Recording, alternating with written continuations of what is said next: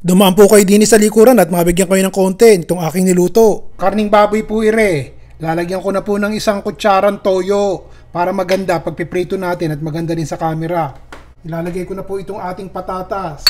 Pinagsama ko na at pagpiprito natin makatipid sa gasol.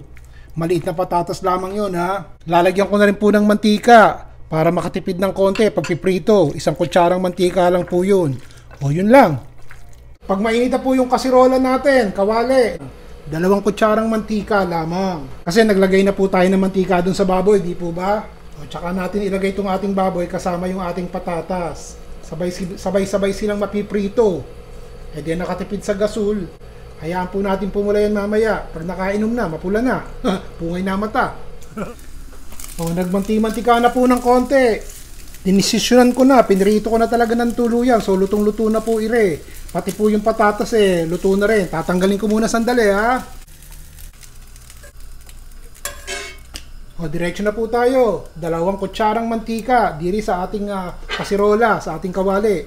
Mainit pa yung ating kawali Dadamihan ko po ang bawang at tatanggalin ko yung konting piniritong bawang mamaya dahil isasama natin as toppings. Tinanggal ko na po yung ibang bawang. Maglagay na po tayo ng sibuyas.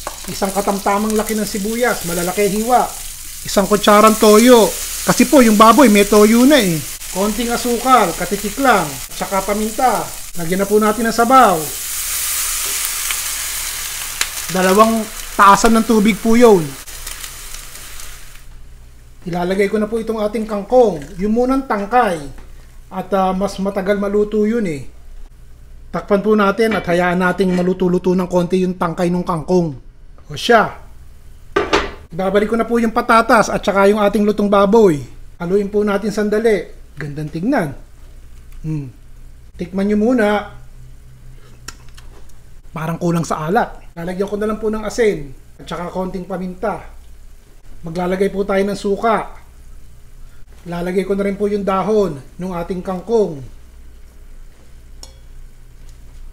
Hinaan ko na po ng konti yung apoy at igagani-ganiri ko na lang Huwag na raw pong kalikutin kapag kami suka na.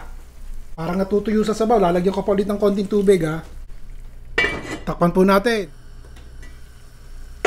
O tignan nyo. Nagkaayos din. O pagkatapos po ng mga 30 segundo, lagyan na po natin ng konting siling labuyo. At saka yung ating piniritong bawang. Patayin na po natin yung apoy at luto na Ayos!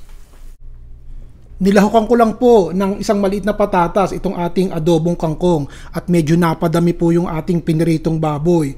Pero kung medyo kapos tayo sa pang araw-araw nating panggastos, huwag niyo na pong lagyan ng patatas at kontian nyo lang po ang piniritong baboy at basta mainit ang kanin magkakaigi tayo. Naibigan nyo po ba? Pakilagay nga ang comment nyo dito sa baba at nang mabasa ko po dahil kadalasan sa inyo rin po ako kumukuha ng mga idea kung ano lulutuin ko. Yun nga lang, medyo binabago ng konti pero sa inyo po galing yun. O sa susunod po uli, si Ron Bilaro.